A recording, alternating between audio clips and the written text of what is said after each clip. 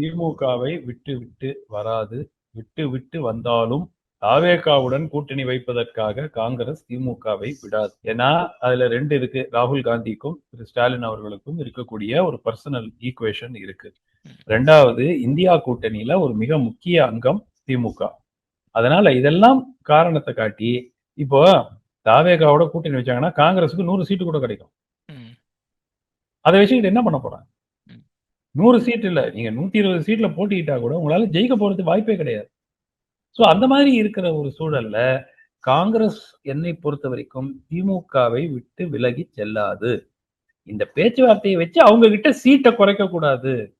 இப்போ இப்ப என்ன ஒரு சிச்சுவேஷன் ஆயிடும், Congress will be taken for granted. அவங்க எங்க இங்கதாங்க இருக்க போறாங்க, வேற எங்க போவாங்க?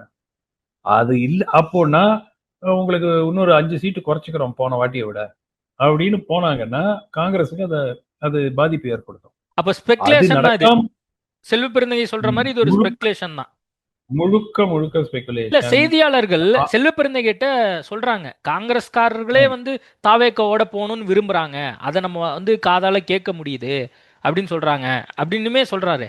எது வேணாலும் இருக்கலாங்க. காங்கிரஸ் உடைய முடிவு தமிழ்நாடு காங்கிரஸ் கமிட்டி எடுக்கக்கூடிய முடிவு அல்ல.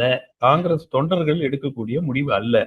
அது ராகுல் காந்தியும் காங்கிரஸ் ஹைகமாண்ட் எடுக்கக்கூடிய முடிவுதான் அந்த முடிவு.